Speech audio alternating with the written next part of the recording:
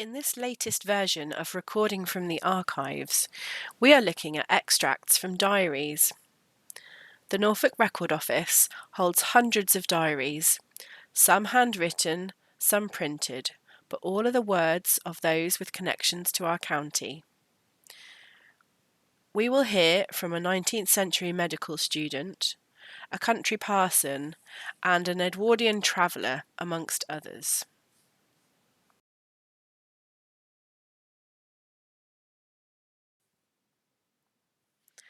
The journals of Hilda Zigomala were written and illustrated between 1889 and 1920. The pages include a combination of diary entries, family photographs, drawings, paintings, and cuttings, covering all aspects of domestic and family life. The social life of Hilda features heavily, including balls and parties, opera and drama at London theatres, and attendance at major public events, such as the opening of Parliament. Country pursuits and leisure activities such as painting, drawing, photography, sports, pets, travelling, and army life in England and abroad also feature. These extracts tell us of Hilda's travels to Bangalore in southern India in 1893, her meetings with the Maharaja, and exploring his palace.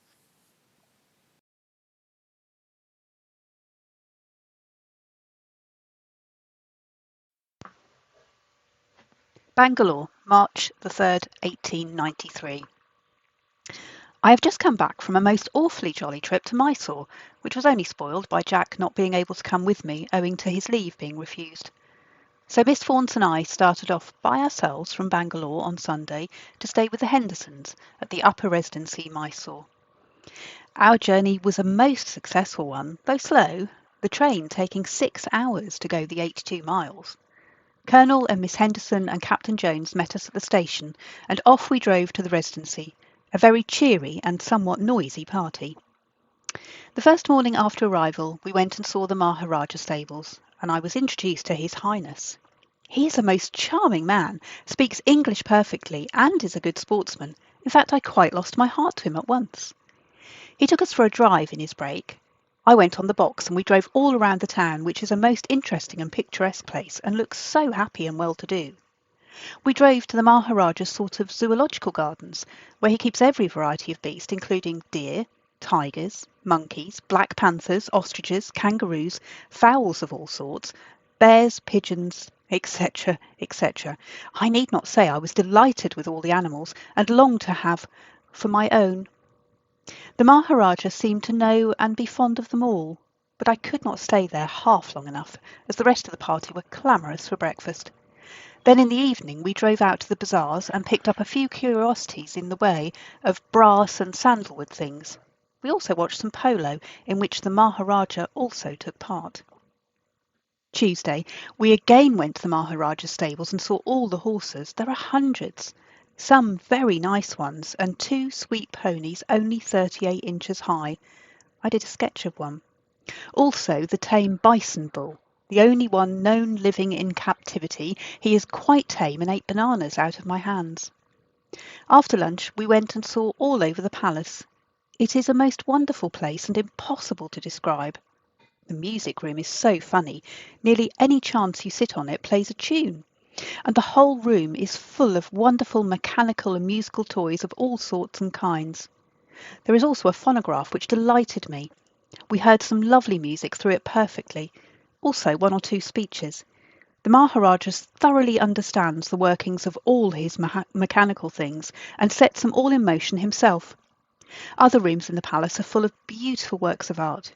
In fact, 3 hours slipped away there without one knowing it, and it would take us long again to see all the beauties of the place properly. Bangalore, September the 12th, 1893. Although I am once more going to write some short account of our doings lately in my journal, I really feel quite unequal to the task, namely that of chronicling properly the events of the great Bangalore season. Really, although I was fully prepared to laugh at it and to consider it rot, I didn't, but enjoyed it all immensely instead. In fact, I don't really think I ever enjoyed myself much more, which is saying a very great. We were a very cheery party in the house, namely Major and Mrs. Piggott, Alice Bosanquet, Mrs. Fife and Mrs. Williams, besides lots of others who were nearly always on and off. And what fun we had too, with all our stupid jokes and doings generally. As to the ball, polo tournament, races, burlesque, etc., etc., it's simply impossible to describe them all. But my journal has mementos of most, besides newspaper cuttings descriptive of them. The dance I enjoyed most, I think, was certainly the Maharaja's fancy dress ball. It was perfect. I had never been to a fancy dress ball before, and shall never forget the sight on first coming into the room. It was like fairyland. The lovely palace, a blaze of light and flowers, and all the dresses making a very kaleidoscope of colours. And dresses were really lovely, and everyone looked nice, even the long clothes babies. I should think there were quite 300 people there. I went as Marianne, and a white Greek dress with my hair all hanging down, but Mrs. Williams' picture of the ball shows lots of the best dresses. We had a fancy dress dinner party here before starting, and great fun it was too. I never saw anything so funny as everyone looked, all eating their dinner in absurd costumes. But I could fill pages with descriptions of it all. It really was a real red-letter day to me, and I shall always look back on it with the greatest pleasure. But all good things come to an end, alas. In this tiresome world it's all over now, and everyone gone away, and Bangalore has relapsed into its normal dullness once more. But I mustn't complain, as it was a grand time whilst it lasted. Hebble, the big rifle meeting, is on now, and is great fun. I am shooting hard, but don't expect to win, as I've never done any target practice before, and there are some very good ladies shooting. Still, I'm improving and hope to do well before the end of the meeting with any luck. Later on in the volume, she visits Mysore. Mysore, June 28th, 1894. Nothing can describe what a jolly 10 days we have had down here, and I've so enjoyed it. We have been a most cheery party in the house, 48 all told, and has been a long, delightful time all through, and I could sit down and cry to think it all over. I've saved the newspaper cuttings about it all, which describe all we've been doing far better than I can, although even they can't describe all the fun we have had. Of course, we lived in the tents. In fact, there were streets and streets of them, and we had a splendid one, number 2, Piccadilly, really quite big enough to have given a ball in, and with every comfort and luxury. Next to ours was inhabited by Mrs. Bethan and Blanche Lockhart, and many were the practical jokes that were invented between us and carried out when everyone else was sleeping, and great fun they were too. And now it all finishes tomorrow, and we go our different ways. How sorry I am. But anyhow, even when we are back in England, it will be delightful looking back on. These cheery and the fun we have had, thanks to the Maharaja's hospitality and kindness. What a frightful reaction we shall suffer from when we get back to Bangalore. I dread it.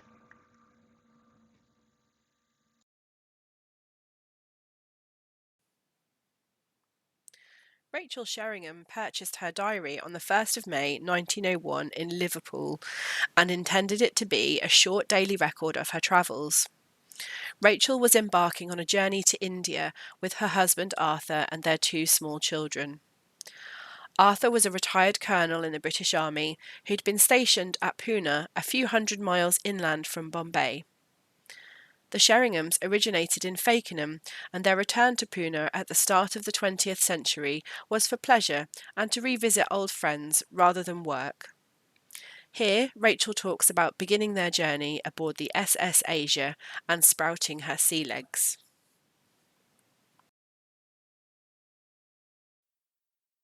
May 1st. Bought this book in Liverpool this morning with the intention of making a short daily record. Ilex came from Park Gate before we had finished breakfast for one more day with Ruth.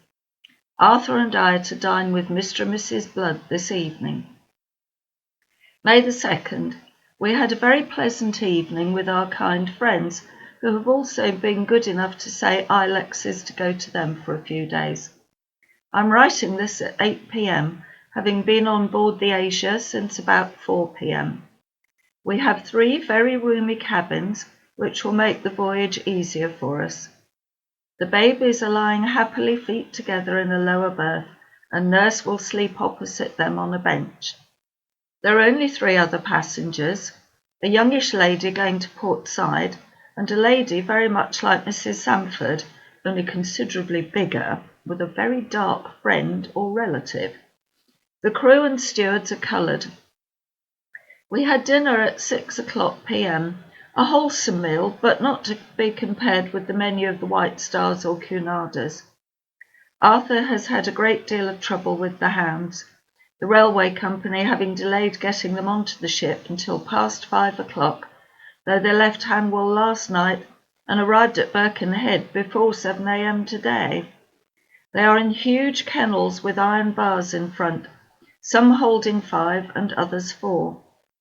As I write at 8:20 p.m, the shouting of the native crew and hauling of chains and ropes is accompanied by the gradual passing of lights and a floaty feeling, which tells me we are leaving the loading berth and saying goodbye to England. I feel more at home on a boat than I did when I last sailed from the old country, which was 4 years ago, also in May, but I do not like the smell or general surroundings of a boat any better than I did then. May the 3rd. It has been a delightfully fine day with a calm sea, but this evening it is a bit chilly and there is a bit of a swell, which makes both nurse and me a bit qualmish. The children slept well and have been perfectly happy all day, sleeping and feeding as though in their ordinary nursery life. Arthur has spent nearly the whole day with the hounds. He was out soon after 4 a.m. for tea and tub before 8:30 breakfast. At 10 I went to help him to feed them, which was a lengthy business, for only one kennel at a time could be attended to, and the natives who were supposed to help were of very little use, except to fetch the biscuit from the big tub in which had been soaked overnight. I found both the lady passengers are missionaries, the younger one going to work in Cairo, the elder with her adopted dark son to some part of India. 8:30, now going to bed, glad to have got through at least one day of sea life. May 5th. I was too seedy all yesterday to make any effort to write. I found myself unable to sit at the dinner table the night before, and after a night of real pitch and toss, for though the sea looked calm, there was a horrid swell on, I awoke with less energy than any worm. Ruth too was a bit seedy, and after dressing we tried to lie on deck, rolled in all the warm clothing, eiderdowns and fur cloak included, that we could manage. However, a quarter of an hour was enough, and Ruth said she didn't want to go lickety-rockety and was immediately ill, so we crawled downstairs to my cabin and both went to sleep. Ruth awoke quite refreshed, and by 4 o'clock was quite lively again. I spent the whole day fasting and dozing and tumbled into bed about 8 o'clock. This morning, Margie's 20th birthday, found me rather better, and I've gradually improved. The day has been beautifully bright, but not very warm. The swell has decreased since we got further into the bay. I'm told we shall see the coast of Portugal tomorrow morning. The last remnant of land was the Tuscar lighthouse, raised from the isolated rock on which it stands. It's somewhere off the south of Ireland, and we passed it about 4 p.m. on May the 3rd. On account of the fog, guns were firing at stated intervals from the lighthouse, and the captain seemed a bit anxious until we were safely past.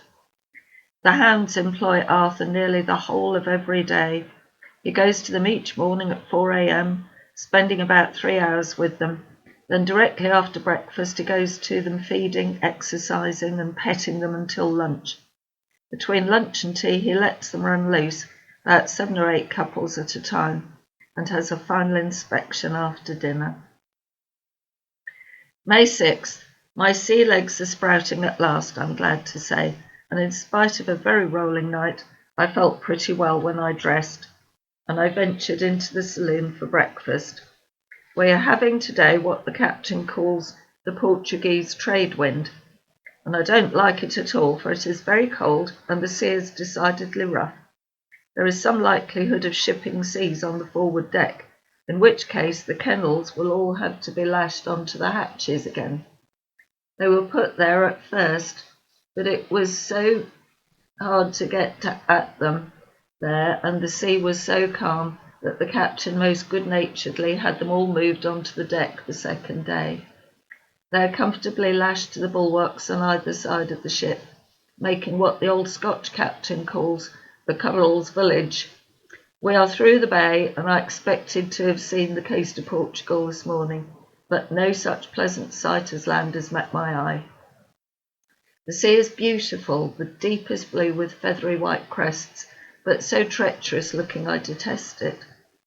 I'm being very lazy at present, having done nothing but a few stitches of knitting, besides reading one of the books I am taking out for Captain Lyle Smith, A Subaltern's Letters to His Wife, which gives a most interesting account of South Africa, its manners and customs, and especially that side of the war as seen from Rivington's guides, of whom the writer was one. May 7th, Georgie's birthday. Many happy returns to her. We had a very rough night, and the poor hounds must have suffered a good deal, for they had many seas over their deck. They are now moved back onto the hatches, where they will keep dry, but it gives the master an enormous lot of trouble, and he is so energetic and thorough that he gets quite tired out by dinner time. We saw land this morning as soon as we got up, and were off the Portuguese coast until about 10 o'clock. We saw numbers of biggish steamers homeward bound, and a pretty fleet of trawlers off Lisbon, looking, as Ruth very sagely remarked, just like birdies. She has a little cold and is not quite herself today, but baby is full of go and is bursting with health and energy. I'm told we shall probably pass Gib about 4 o'clock p.m. tomorrow. This is a very slow boat, and we shall very likely take 30 days to get to Bombay. She carries an enormous cargo worth £300,000, chiefly whisky and beer, but also iron rails and engine fittings. I am much better today and have eaten quite well. The food is good, but is not prepared nor served with much refinement, and the table manners of our fellow feeders do not conduce to appetite, made fastidious already by the ship and its surroundings. May the 8th. About 8 o'clock last night we passed Cape St. Vincent, and early this morning saw land on both sides of us. This growing clearer as we neared, it made the morning pass with considerable interest. The weather has been perfect, a calm deep blue sea, brilliant sun, and lovely breeze being with us all day. We could see houses distantly with the naked eye, both on the African and Spanish coasts, and the hills with their grassy slopes and sandy or rocky prominences interspersed made lovely landscapes. About 5 p.m. the unmistakable form of Gib appeared, looking like a gigantic rock standing alone in the middle of the sea. On closer investigation one could see the low-lying ground with which it's connected with the mainland. At 6 o'clock we passed it so closely that we could see the flag flying from a mast in a signal house. I thought at once of all those at home who will be glad to see in tomorrow's papers that the SS Asia passed Gibraltar on May the 8th. We had been just 5 days and 20 hours at sea. We have now to settle down to another whole week of sea, for we shall probably only see Malta in the dim distance between this and Port Said. Ruth's cold is better and she's quite good-tempered again. Baby now has a little cold, which makes her rather fretful, and the sun and sea air have made her cheeks redder than ever. Both children seem to enjoy sea life. May 9th. The snow-capped peaks of Sierra Nevada greeted us on rising today. Until about midday, the coast of Spain was well in view. The day was fine but not very warm, and in the middle of the afternoon a stiffish breeze got up, which caused an uncomfortable suggestion of reeling and writhing. Gradually it increased until the ship pitched, and soon the other 2 lady passengers and nurse were prostrate. Beyond having a headache and feeling very giddy, I did not suffer. The voyage has now gone back into horrid monotony. The captain says that if this wind continues, which impedes our already slow progress, he will have to put into Malta for coals, as there will not be enough to last until we reach Port Said. But as the ship would only stay there an hour at most, The little stop would be more tantalising than pleasurable. In this extract, we get a glimpse into the daily life inside the Norfolk County Asylum, also known as St Andrew's Hospital, from the journals of Medical Superintendent Dr. William Hills.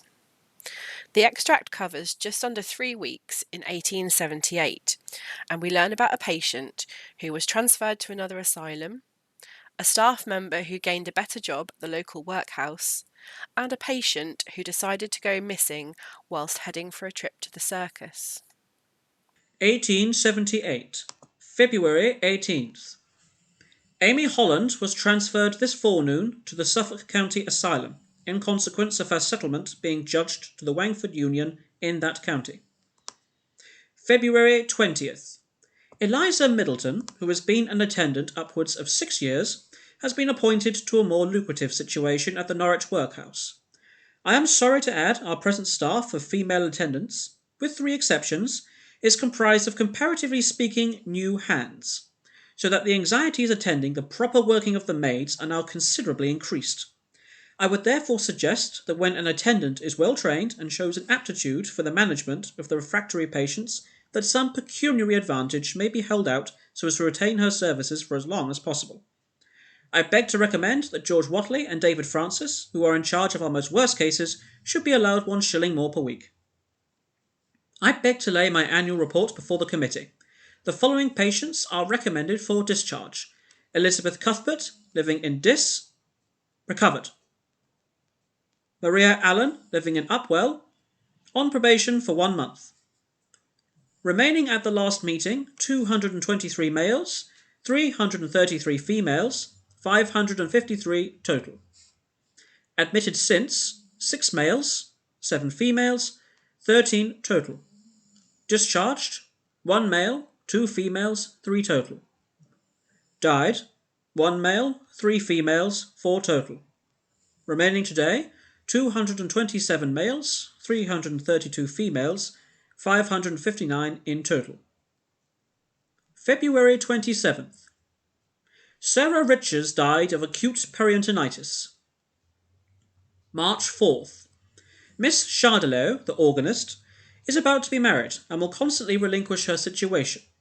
I am glad of the opportunity thus given me to supply her place, for though an estimable and young person, she is a very inferior musician.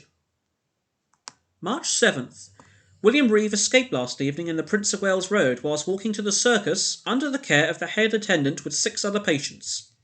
This patient escaped 2 years since, but had worked so well during the past year and had shown some mental improvement that I was induced to find him to give him a treat. The head attendant could not have been sufficiently watchful for this to have occurred. I have reprimanded him. Attendants have been sent after Reeve, and I have taken the usual steps to make the matter known to the police, etc. March 8th. William Reeve was brought back under the care of the Honingham policeman, who found him at his father's house sitting quietly talking to his parents. He offered no resistance and expressed himself pertinent, and said he was only anxious to see how the old folk were going on at home. This alone induced him to run off. I have ordered that in future 2 attendants must accompany every party of patients. Horatio William Walpole was a British peer and a Conservative politician.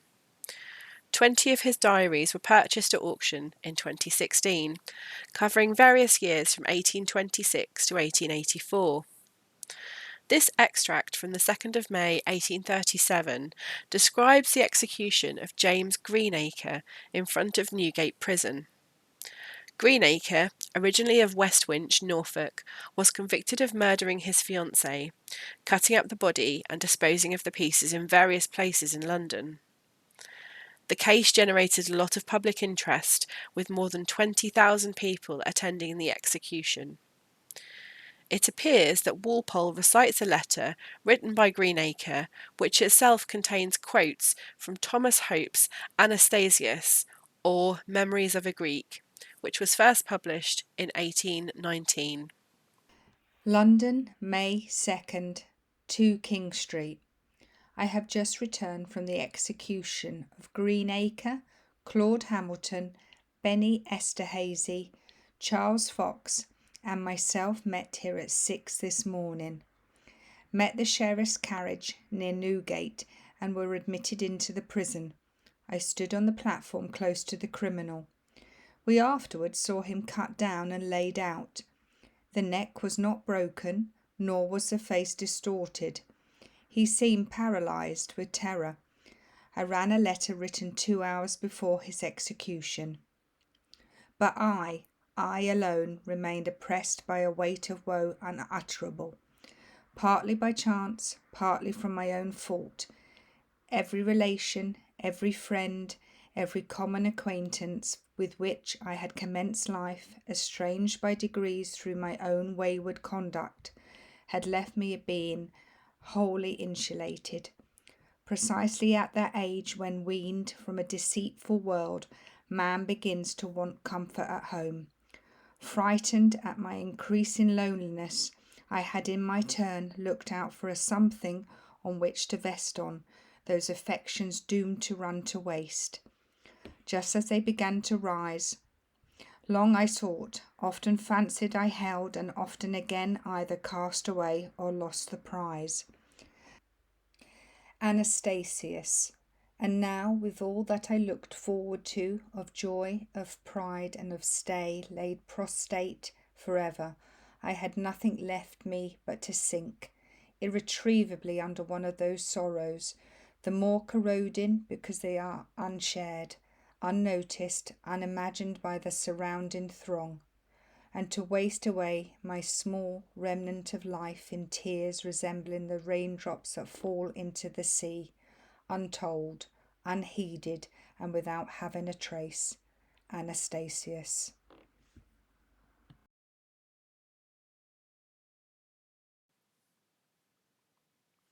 Shepherd Thomas Taylor kept a diary all his life. He was apprenticed to Dr. F. Bateman of Norwich and worked in the Norfolk and Norwich Hospital. The diary describes his medical education from 1858 to 1860, containing some of the best descriptions of their subject, as well as amusing anecdotes and observations, sometimes fit for an 18-year-old having recently left the parental home. August 23rd. Lubbock and I went over the Bethel Asylum and were much amused by a venerable-looking old lady, widow of a clergyman, I believe, who swore at us every time we passed her in a very determined and witch-like fashion. Another middle-aged lady, looking the very essence of respectability, regaled us with a rather long-winded discourse, which terminated with a very awkward query, putting both of us to the blush. August 24th. Walked to Thorpe in the morning, crossing by the ferry to Whitlingham, a very wild, hilly and desert-looking place, with one or two big caverns, the largest of which I missed seeing. August 25th. Classical subjects for the London University Matriculation Examination: Homer's Iliad, first book, and Sallust's Catiline War. Lubbock and I purchased 6 pennyworth of oysters, hoping to find some more pearls in them, but were disappointed. August 27th. 2 operations at the hospital, viz. lithotomy by Mr. Nichols and amputation of the breast for cancer by Mr. Firth. Mr. George W. Firth comes of good degree, being a son of Sergeant Firth, a barrister of repute in his day. He is a man of very amiable disposition and a good classical scholar.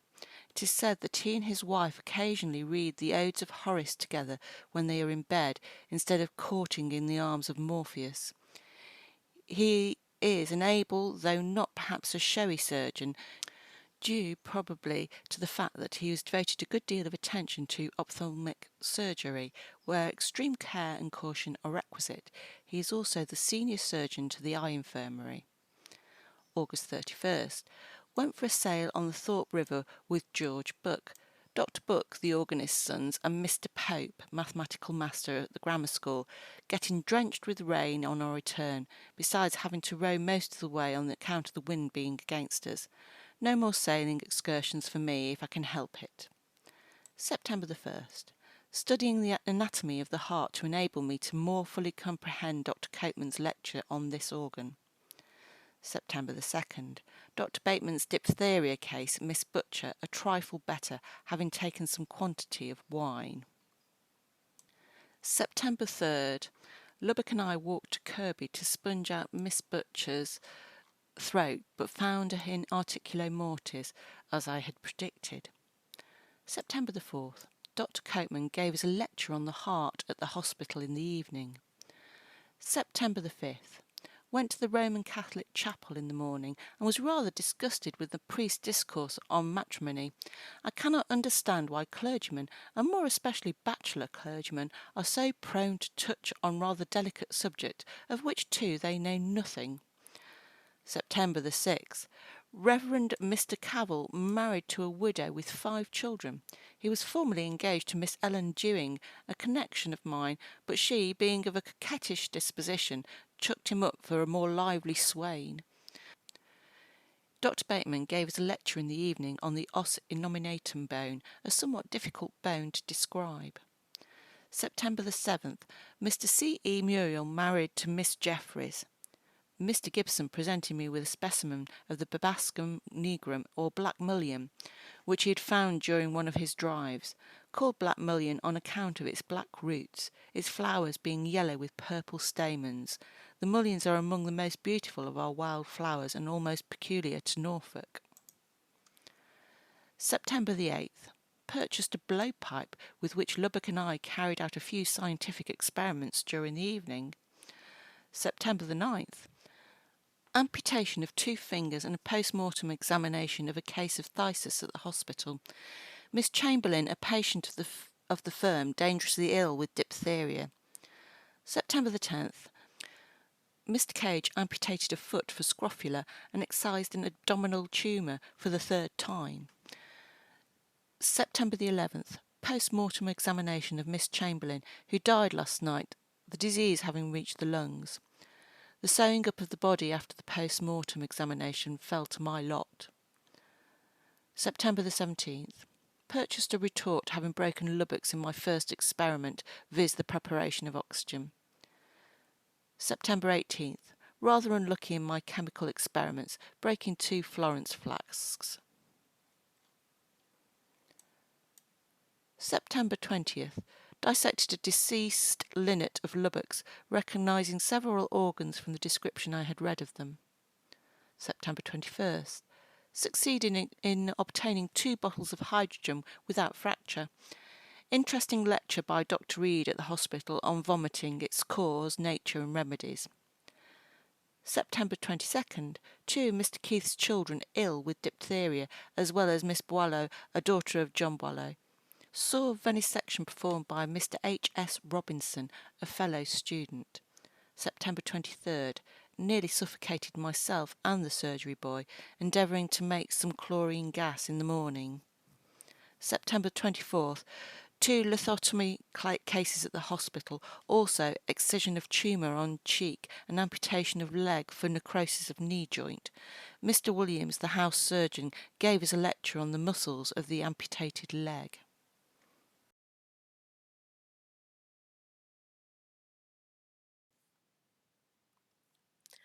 William Aitken was a clergyman born in Liverpool in 1841. He married Mary Barnes in 1867, and they had 4 sons and 2 daughters. He came to Norfolk in 1900 when he accepted a canonry at Norwich. In his final year, Aitken estimated that he'd preached over 22,000 sermons during his lifetime. He kept diaries from 1869 to 1927 when he died. An entry in 1913 records his displeasure at his daughter Violet's suffragette activities. A letter from Marion enclosed one from Violet to the effect that she had been again arrested, and this time for breaking plate glass windows. I am so overwhelmed with shame and distress to think that a daughter of mine should do anything so wicked. I can only throw the whole matter on him, who is a great burden-bearer of his people. But my poor wife! It's heartbreaking to think of her being exposed in her old age to this horror. Wrote at once to her, but really had nothing to say. God help us.